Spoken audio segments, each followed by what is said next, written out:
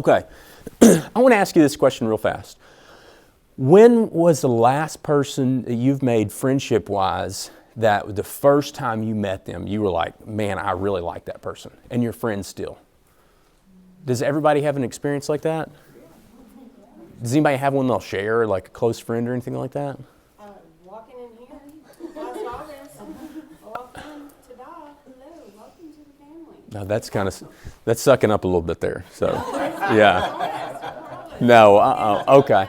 Well, I mean, like, I think that's probably how most of us are. And, you know, outside of like school, where you go through and you spend all year round with somebody, generally when you meet somebody, especially when you're older and you're more set in your ways, you know whether you're going to like that person or not. How many people are really close friends with somebody that they did not like at all the first time they met? Who are you really good friends with? A couple of my good friends. Okay. Growing up. Growing up, younger though? Yeah. Okay. Your example? It's my current best friend. We hate each other. How long have y'all been friends? For about 15 years. So you were very young when you did that.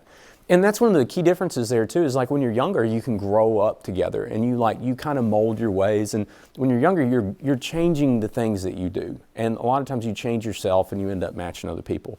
But like it does not happen very often when we get older.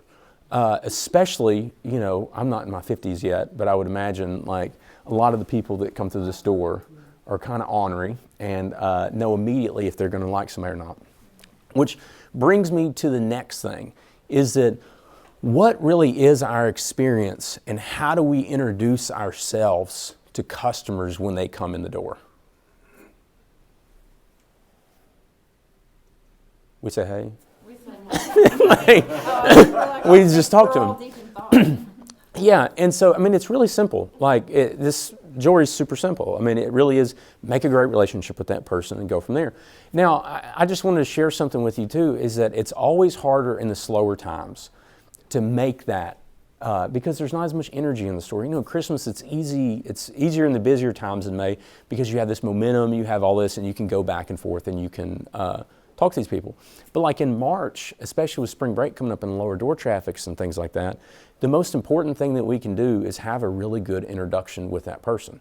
That's why like being at the front door is a non-negotiable at Sissy's, and why this front door experience is the most important thing that we can do. Because just like how you would meet a friend out and about at a restaurant or something, at this day and age, and at the age we all are, you have to like that person at first. You're not going to invest the time in them. So unless somebody comes in here and has that first experience with us, they're probably not going to like us. And if they do like us, it's not going to be as much as they could have liked us too. And so, does anybody have like a good way of greeting somebody at the front door?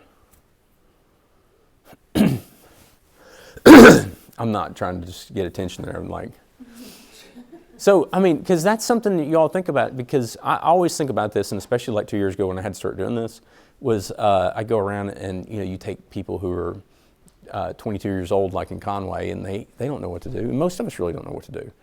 And I'd like to challenge you to think about that, and think about this as like a sport on how you play this game and how you play this game of sales to make that first introduction easy. I mean, because honestly, a lot of us, what we do is we're sitting there on our phone, we come up and we get surprised and we go, oh, hey, you know, what's going on? And we start behind the 8 ball. And so, I mean, go through and think about how important this front door is and how you're going to make that introduction with that client. And I know everybody hates secret shopping, and we haven't done secret shopping in a while. We will this summer, though. I'll just let you guys know.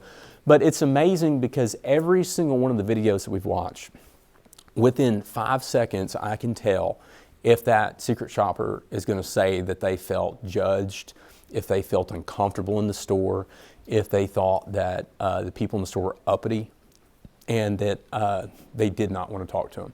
Now, granted, one of the secret shoppers did have green hair, so that was supposed to be a joke, if y'all wanted to laugh at that or anything. Yeah. But she went in Pine Bluff, and like on the video, you could see like they just keep looking at that hair. It was really funny. Okay, but every single time you can tell that from one thing. And that is somebody walking in here and nobody being here. And that is the single most thing, and we've talked about this 100 times, but it's just getting back to basics, is when you leave a customer here, like Jim and I came out of the office the other day and somebody was at Rolex looking in the Rolex case and had not been helped. Like, what do you think that client thought? They've made it all the way in the store, they're going to Rolex and they're sitting there for, minutes. Nobody's coming to help them. I mean, what are some thoughts you think go through their mind? How do I get help here? What is this store? Do they even care? Maybe they only wait on people that, have money, that they know. They're judging me. That's the fastest way for people to think that you're judging them. And the easiest way to make sure that they don't think that you're judging them is to talk to them at the front door. And so, like, we say this in the corporate trainings and stuff like that, but like the easiest thing that we can do when somebody comes to the front door, like if you had to teach somebody how to swing a baseball bat, it's greet them, hello, compliment them, and then introduce them to sissies. And if you can do those three things every single time, you can guarantee that you're going to have a great first experience with that person. And then the store is laid out exactly to go around and show somebody. Why is Lagos up here? Why is Lagos up here? Does anybody know? As soon as you walk in the door, first thing you see is Lagos, but they catch your attention. No, we're supposed to be standing in front of it. Yeah. It's the last stop. It's the last liquor store before you go into a dry county. Okay? That's what it is. And so this store is designed, the inventory is designed to greet that person at this front door and then show them around, go and introduce them through. Remember when we even moved these cases around, mainly because nobody was covering the front door. If y'all don't remember that, we moved those because of that. And then moved them there because it's easier to introduce yourself to it and you can walk somebody around the store. And so think about that, especially in March when it's slower and times are going like this, is that it's so important to greet them at the front door and then show them around that store.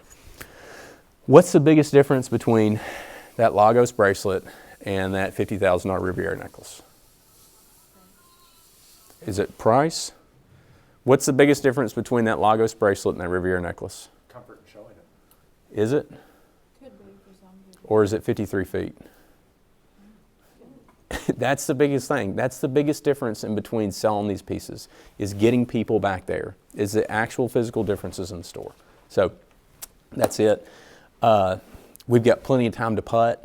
So, Carlos, you going to introduce the game? I want to introduce Mallory. Yay, past champion.